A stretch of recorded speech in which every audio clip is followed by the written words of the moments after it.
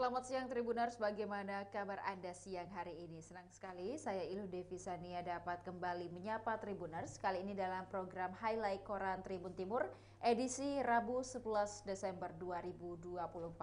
Beragam berita menarik tersaji untuk Anda hari ini dan beberapa halaman di antaranya akan kami highlight dalam tayangan berikut ini. Tribuners, kita awali dengan halaman utama Koran Tribun Timur edisi Rabu 11 Desember 2024 dengan highlight 800 demo dalam setahun di Kota Makassar.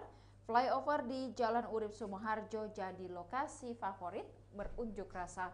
Kemudian Ketua DPRD Sulsel mengatakan berdampak pada iklim investasi Sulsel.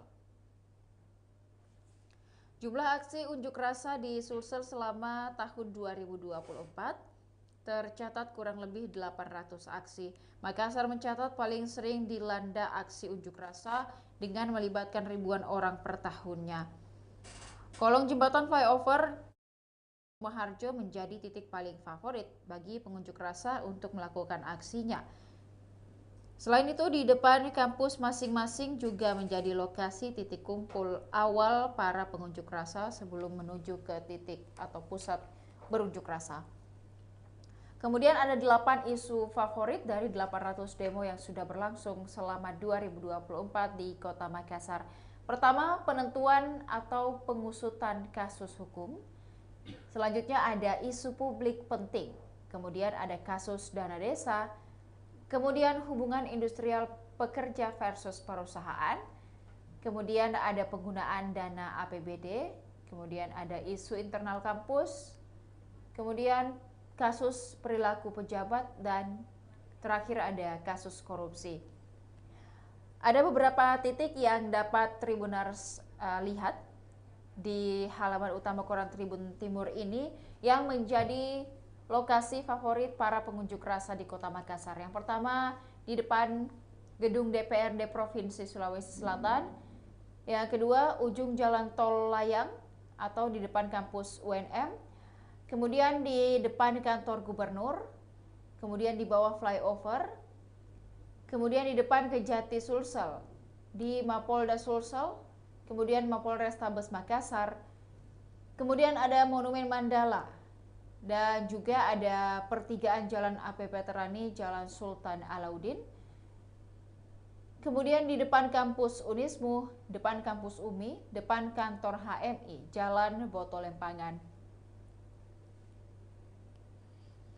Kemudian mantan Ketua Umum Badan Koordinasi Himpunan Mahasiswa Islam Sulawesi Selatan, Heni Handayani, mengatakan ini adalah kemajuan demokrasi daerah.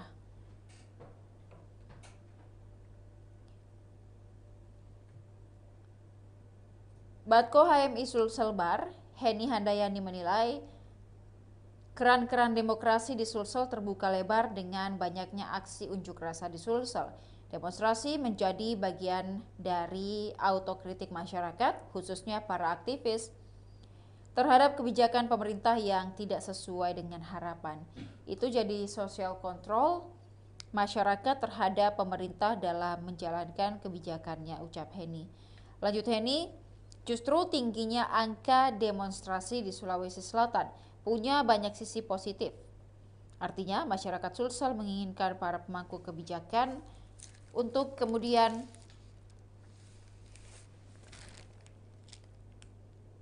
berjalan sesuai koridornya. Apalagi ke depan Sulsel dan seluruh daerah akan memiliki pimpinan baru.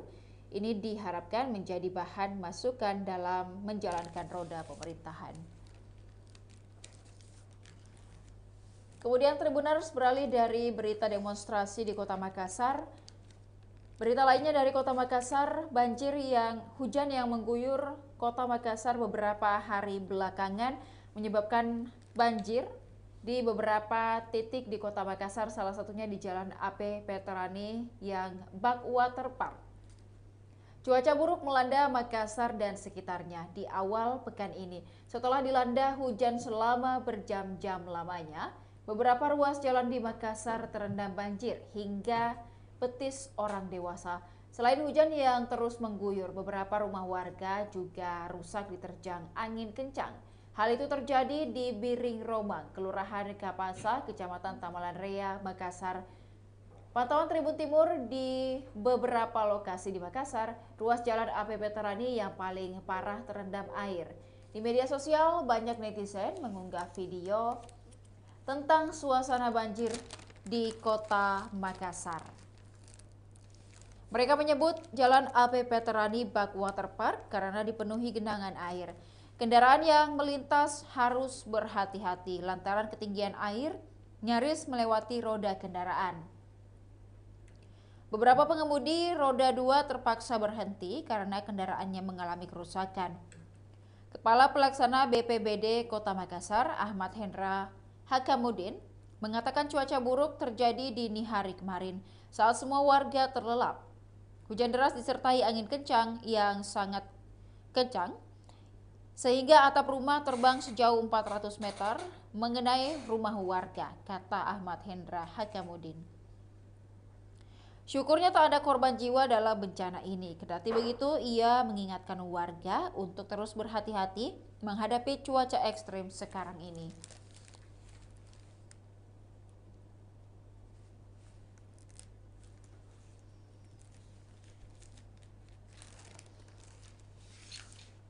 Dari halaman utama Tribuners kita berlanjut ke halaman 8 koran Tribun Timur. Pada rubrik Tribun Politik, warga Makassar paling malas ke TPS. Partisipasi pemilih di Pilwali Makassar hanya 57,76%.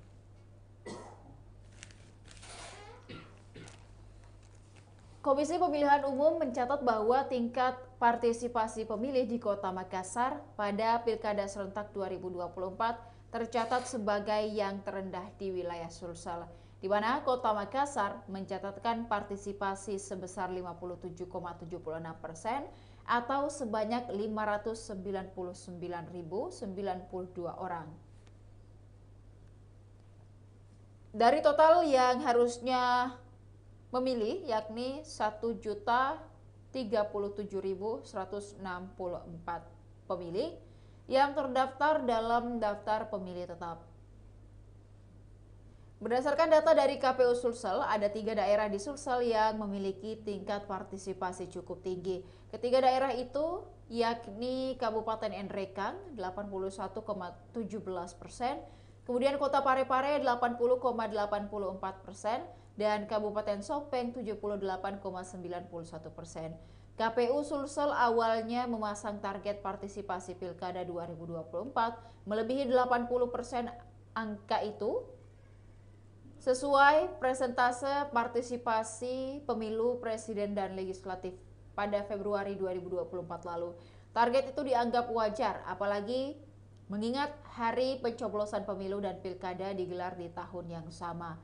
Kita berharap bisa lebih karena waktunya dekat. Itu bisa juga masuk 80, kata Hasbullah, Ketua KPU Sulsel kemarin. Ternyata dengan dinamika yang ada, waktunya juga di beberapa daerah sebenarnya ada hujan. Berbeda dengan pemilu 2024 pada 14 Februari memang waktunya cerah. Kendati demikian, Hasbullah tak ingin menjadikan cuaca sebagai alasan angka partisipasi yang tidak melampaui presentasi pemilu. Hasbullah berharap partisipasi pemilih Pilkada 2024 benar-benar bertujuan untuk menyalurkan hak pilih. Sebelumnya Bawaslu Sulsel menyoroti minimnya partisipasi pemilih ke TPS Pilkada 2024. Bawaslu menilai hal ini dipengaruhi faktor distribusi undangan memilih yang tidak maksimal. Anggota Bawaslu Sulsel, Saiful Jihad, dalam rapat pleno terbuka rekapitulasi perhitungan suara pemilihan Gubernur Sulawesi Selatan 2024 yang digelar oleh Komisi Pemilihan Umum KPU Sulawesi Selatan, mengatakan salah satu faktor penyebab rendahnya partisipasi pemilih adalah kurangnya formulir C pemberitahuan atau undangan memilih. Ia mencontohkan situasi di Kota Palopo, di mana terdapat belasan ribu undangan memilih yang tidak terdistribusi sebagaimana mestinya.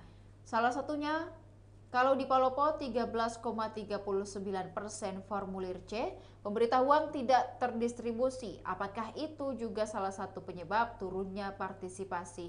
Ini menarik untuk dikaji, ungkap Saiful Jihad. Saya hitung-hitung ada 16.816 formulir C, pemberitahuan yang tidak terdistribusi di Palopo tambahnya. Kemudian KPU akui telah bekerja keras. Komisioner KPU Makassar Abdi Goncing menanggapi rendahnya partisipasi warga Makassar untuk datang ke TPS di Pilkada 2024 lalu. Menurut Abdi, KPU Makassar awalnya menargetkan partisipasi pemilih sebesar 65%. Setelah itu target dinaikkan menjadi 70% setelah melakukan sosialisasi secara masif hingga ke tingkat akar rumput. Namun kenyataannya partisipasi pemilih tetap berada pada angka 57,76%. Meski seluruh upaya maksimal telah dilakukan, fakta di lapangan menunjukkan hasil ini meskipun kami telah berusaha keras untuk mencapai target yang lebih tinggi, katanya saat dihubungi pada Selasa 10 Desember. Hal tersebut, kata Abdi, akan menjadi bahan evaluasi mereka di KPU Kota Makassar. Tentunya ini akan menjadi bahan evaluasi bagi kami untuk melakukan riset lebih lanjut mengenai faktor-faktor yang mempengaruhi tingkat partisipasi masyarakat, ungkapnya. Selain itu, Abdi juga mengungkap data mengenai pemilih disabilitas yang terdaftar dalam DPT sebanyak 3.028 orang. Dari jumlah tersebut, 2.024 orang menggunakan hak pilihnya dengan tingkat partisipasi sebesar 67%. KPU Makassar akan terus mengevaluasi hasil ini dan melakukan penelitian lebih mendalam untuk meningkatkan partisipasi pemilih pada pemilu dan pilkada yang akan datang. Kemudian Tribuners dapat melihat secara lebih rinci partisipasi pemilih Pilkada 2024 di 24 kabupaten kota yang ada di Sulawesi Selatan.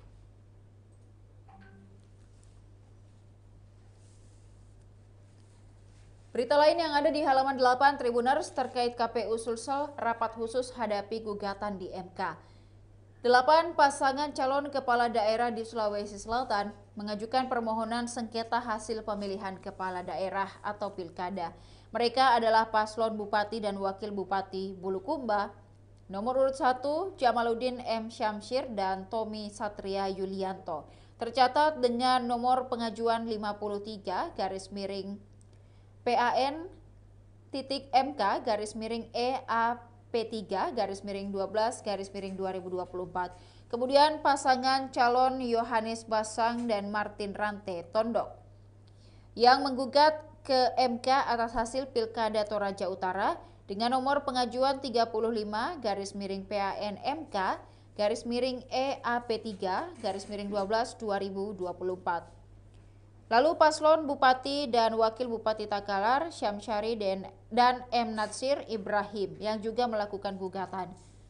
Kemudian ada juga pasangan Ahmad Jaya Baramuli dan Abdillah Natsir juga melakukan permohonan ke MK.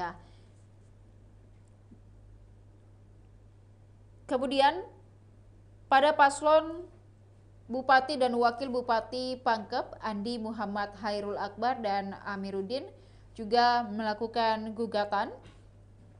Dan nama calon wali kota dan wakil wali kota Palopo, Farid Kasim Judas dan Nurhaini juga melakukan gugatan ke MK dengan tujuan untuk menggugat hasil Pilkada 2024. Terakhir ada nama calon bupati dan wakil bupati Selayar Adi Ansar dan juga M. Suwadi melakukan gugatan. Komisioner KPU Sulawesi Selatan Upi Hastuti mengatakan KPU akan selalu siap dalam menghadapi gugatan sengketa pilkada. Untuk menghadapi gugatan, kami sudah menggelar rakor persiapan gugatan sengketa pemilihan bersama KPU Kabupaten Kota. Rakor tersebut, kata Upi, guna mengidentifikasi kembali masalah-masalah krusial yang terjadi pada saat pemungutan suara. Juga kami menghimpun sejumlah data dan dokumen yang nanti akan menjadi alat bukti pada objek sengketa yang ada.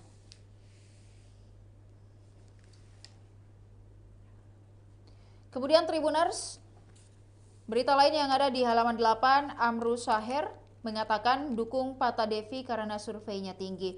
Mantan Wakil Bupati Kabupaten Luwu, Amru Saher, jadi sosok penting kemenangan pasangan Patahudin dan Muhammad Devi Bijak di Pilkada Luwu. Amru Saher mendapatkan dukungan ke pasangan nomor urut 02 itu sejak September 2024. Amru yang juga Ketua DPD Partai Gelora Luwu itu mendeklarasikan dukungan pasangan dengan akronim Pata Devi maju dalam perebutan kursi 01 dan 02 di Bumi Saweri Gading. Pengalaman Amru Saher yang pernah memenangkan pilkada membuat dirinya diamanahkan sebagai juru strategi pemenangan Pata Devi.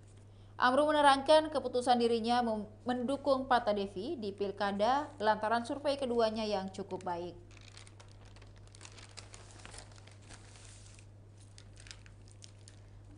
Kemudian Tribuners, beralih ke halaman 5 Koran Tribun Timur edisi hari ini pada rubrik komunitas. Dengan berita utama pengurus AMSI Sulsel dilantik. Pengurus Asosiasi Media Siber Indonesia atau AMSI Sulawesi Selatan periode 2024-2028 dilantik di Hotel Claro Makassar pada Selasa 10 Desember 2024. Pelantikan ini dirangkaikan dengan rapat kerja dan talk show prospek ekonomi Sulsel 2025.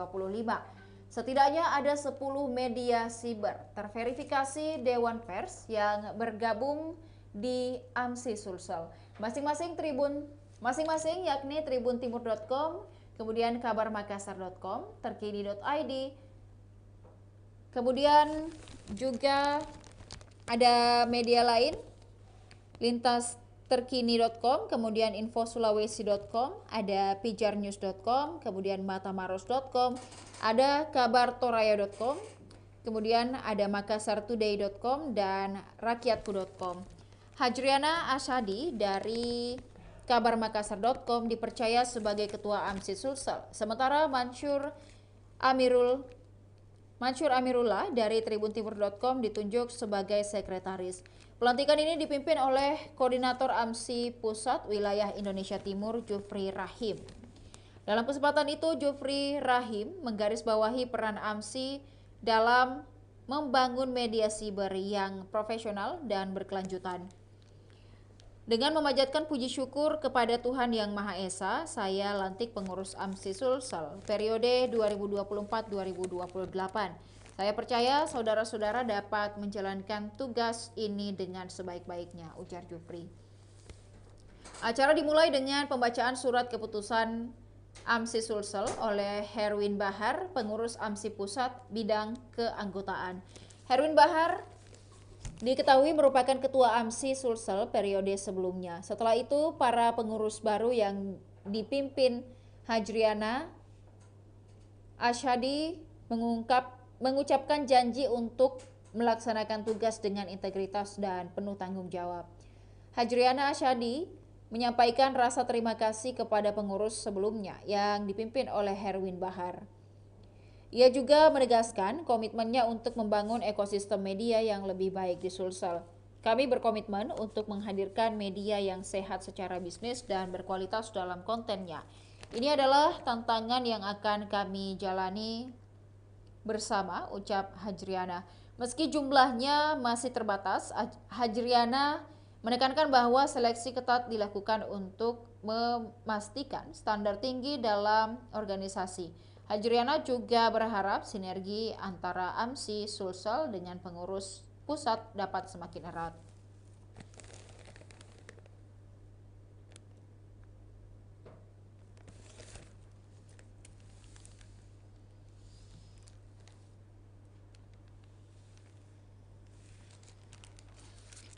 Kemudian Tribuners, kita beralih ke halaman 12 Koran Tribun Timur edisi hari ini di rubrik Tribun PSM dengan judul PSM dihantui kartu kuning, 4 pemain terancam absen jika dapat kartu saat lawan PSS.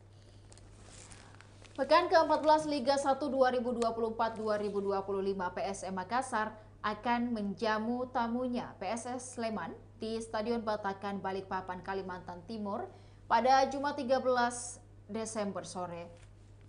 4 pemain PSM Makassar terancam absen di laga berikutnya jika mereka mendapat kartu kuning di laga ini. Anak asuh Bernardo Tavares ini harus bermain cermat agar tak terkena kartu saat menjamu PSS Sleman. Skuad PSM Makassar telah membukukan 28 kartu kuning dari 15 pemain. Kartu didapatkan karena melanggar dan protes keras dan mendelay lama pertandingan. Dari 15 pemain tersebut, 4 diantaranya berpotensi absen di laga selanjutnya jika mendapatkan kartu kuning lagi ketika jamu PSS Sleman.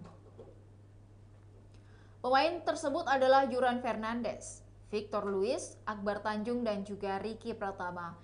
Keempatnya telah mengoleksi 3 kartu kuning. Dalam pasal 58 ayat 3 regulasi Liga 1 2024-2025 menjelaskan, pemain yang memperoleh 4 kartu kuning dalam 4 pertandingan berbeda selama Liga 1 tidak diperkenankan untuk bermain 1 kali pertandingan pada pertandingan berikutnya setelah akumulasi tersebut tercapai.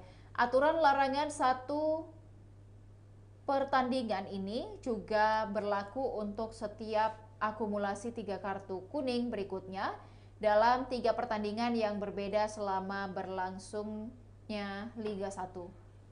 Pengamat sepak bola Imran Amirullah menyoroti kartu kuning didapat karena protes keras ke wasit. Menurutnya hal itu terjadi karena tingkat emosional tinggi. Penyebabnya karena tekanan wasit yang memimpin pertandingan dinilai tak fair.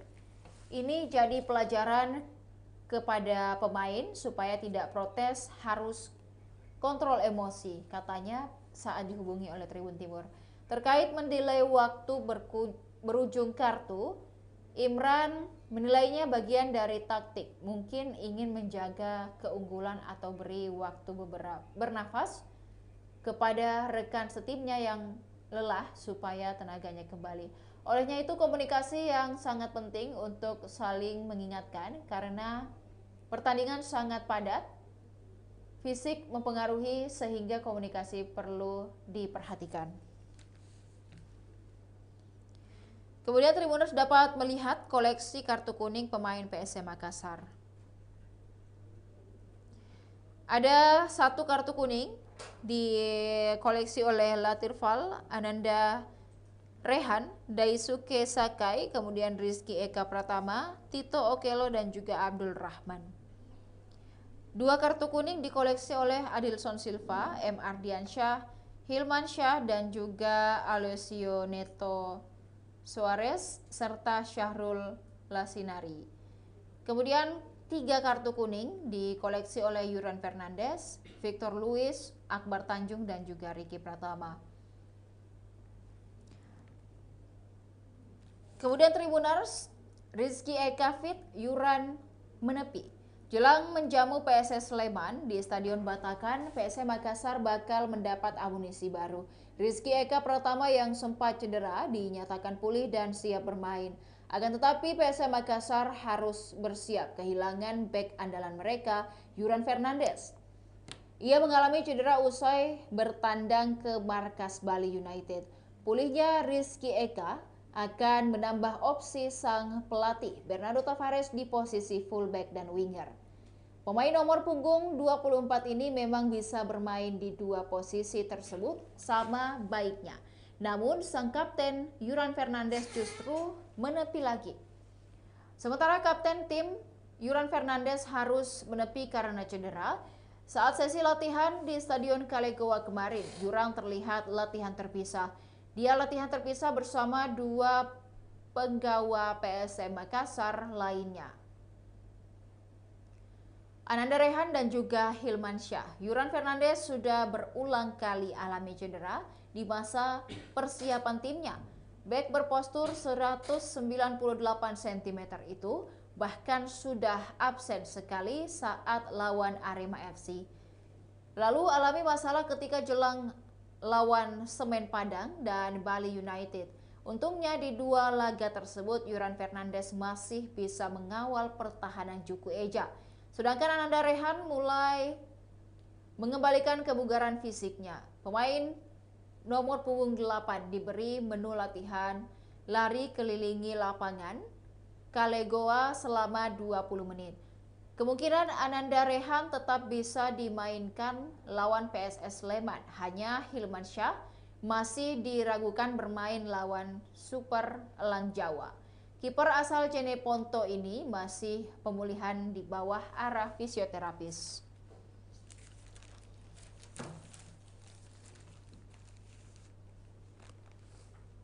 Kemudian Tribuners, masih ada beragam berita menarik tersaji untuk Anda pada Koran Tribun Timur edisi hari ini. Dan bagi Tribuners yang tertarik untuk membaca secara keseluruhan, dapatkan Koran Tribun Timur di agen-agen terdekat. Untuk berlangganan 1 bulan Rp80.000 dan juga 1 tahun Rp1.000.000, Tribuners dapat menghubungi hotline subscriber di bawah ini dengan nomor 0411811550 ataupun juga untuk menjadi member dari Tribun Family Card dapat menghubungi hotline subscriber di bawah ini dengan nomor 081141355555 melalui SMS ataupun juga WhatsApp. Demikian Koran Tribun Timur edisi hari ini Tribuners. Jangan lupa untuk tetap saksikan program dan berita menarik lainnya hanya di kanal YouTube dan Facebook Tribun Timur, mata lokal menjangkau Indonesia. Saya Ludevi Sania beserta seluruh kerabat kerja pamit undur diri. Terima kasih dan sampai jumpa. Download Tribun X sekarang. Menghadirkan lokal menjadi Indonesia.